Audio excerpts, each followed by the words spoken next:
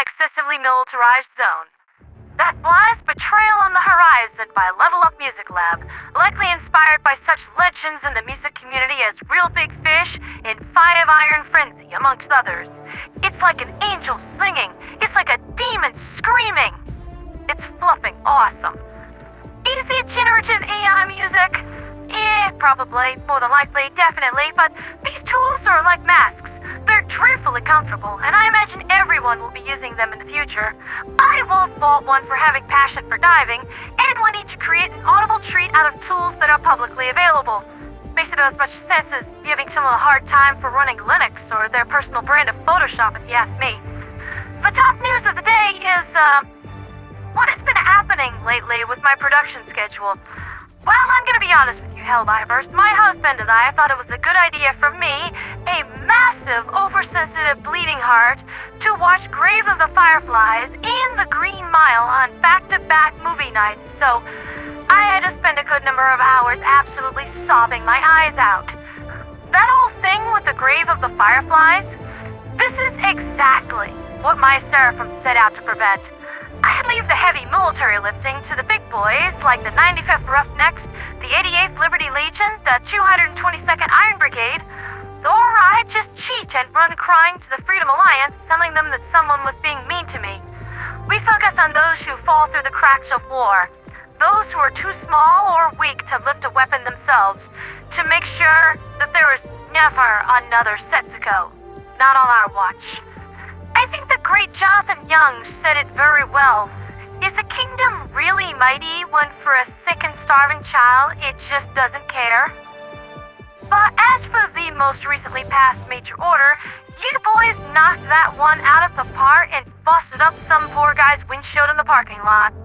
Those nerds in the Ministry of Science got what they needed to work on the gloom-resistant polymer coating, and so did my guys in the Department of Celestial Mysteries. And just in case said nerds don't feel like cheering because Project Apoptosis is still in full swing, once we hammer up the kinks in this new technology, we'll be rotating existing spacecraft out of service, depending on availability at the PKA shipyards, in order to retrofit them with gloom-proof technology. This whole boondoggle with the spore burst strain really drives home the point that the gloom is basically what happens when you spill Captain Crunch under the fridge on a cosmic level.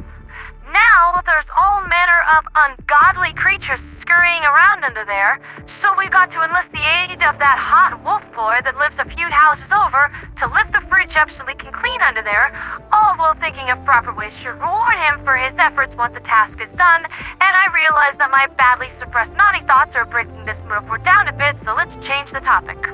With the recent firmware updates of the Epoch, it appears that the accuracy levels of this weapon have since been solved and it can live up to its full destructive potential.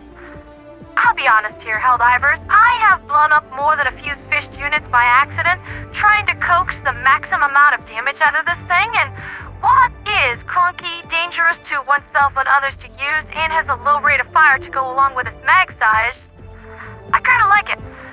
When Alexis of Arrowhead R&D made the bold claim that the Epoch could potentially outshine other anti-tank weapons with proper practice and skill, yeah, with its firepower and AoE, I can definitely see how he could arrive at such a conclusion. It is especially gratifying when you turn that charger's head into Goldilocks porridge with a few pulls of the trigger, as can be demonstrated here with the expertise of the Night Hellraisers in their latest demonstration of democratic detonations dubbed Warp, Kill, Repeat.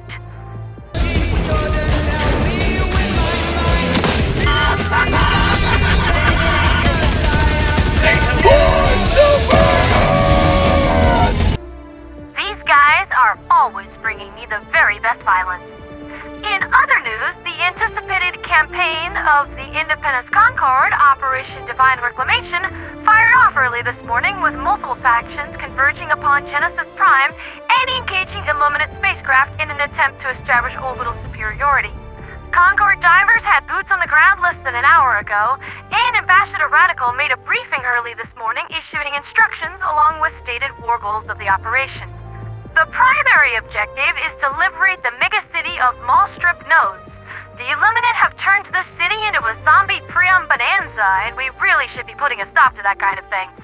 So Secondly, they are to rescue at least 1,000 civilians. Evacuation efforts and refugee care are my servant specialty. We'll tend to the little ones while you push the front lines forward. Third, Concord forces are instructed to eliminate 300,000 unlimited units. Given how the Squids like to employ bulldozers, forklifts, and stolen cargo vessels to deploy voteless in their preferred quantity, this one shouldn't be too hard. Lastly, the liberation of Birth is called for, but whether or not the Concord will actually get that far remains to be seen. Especially since we have a brand new major order and it is a doozy. So, let's read the words. The words from your treacherous, treasonous, unreliable snake-in-the-grass high command on what they want you to do next.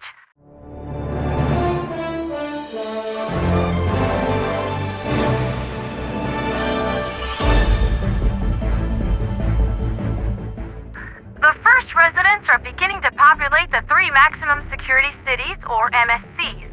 New Hope City, New Aspiration City, and New Yearning City on the planets of Fort Union, Emeria, and Fort Sanctuary, respectively. Oh, if you only knew the history of Fort Sanctuary, I don't think that you would be so keen to build there.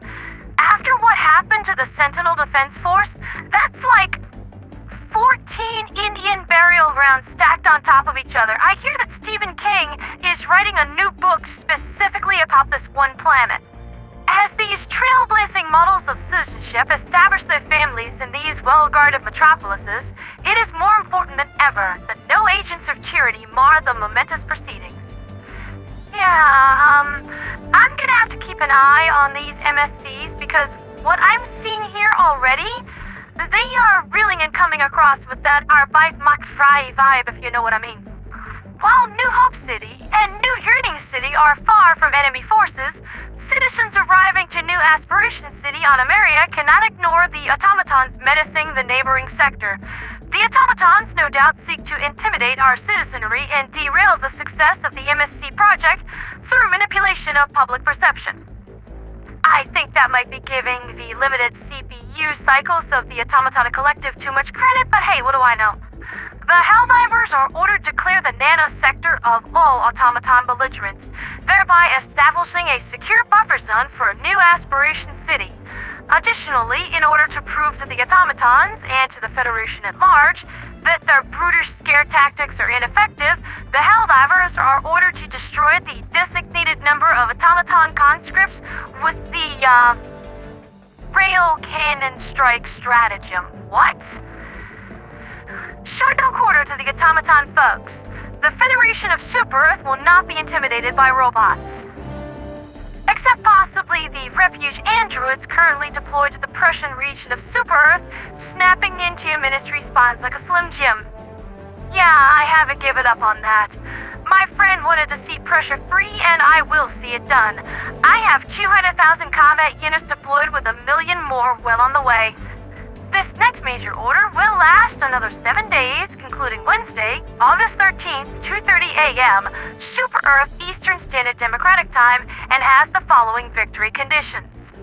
Liberate Duma, Yulheim, Dolph, and Beck from 3, while utterly obliterating 2.5 billion troopers using the RCS system. That last one is confusing to me because RCS is specifically meant to annihilate large targets like factory striders and tanks. The only way for it to lock onto an automaton trooper is for, quite literally, nothing else bigger to be around it. I can only guess that High Command is on the good stims again, or the Minister of Prosperity is defecating blood after realizing that through cunning cyber attacks, I took his entire net worth of 9 trillion embezzled super credits and donated them to charities all across the galactic sphere. I am certain that Super Citizen Anne's Hospital will be thrilled. I told you, I was just getting started with you. Besides, these gains were mostly ill-gotten anyway, derived from a manufactured scarcity scam where the price of real estate was artificially driven up by the use of orbital strikes on residential areas during the battle for Super-Earth. Oh, whoopsie doodles. Were the divers not supposed to know that the ministries were literally slaughtering civilians sheltering in place just to make a quick buck? I am ever so sorry that just went public. I'll do better next time. Soon. But my imminent wrath upon the deserving rich aside, you heard the order, Helldivers. Let's get boots on the ground for a fun-filled week of software updates. This latest patch acknowledges the ongoing issue of automatons that are still alive and pushes out a hotfix, changing them to dead. Hero Pride removed.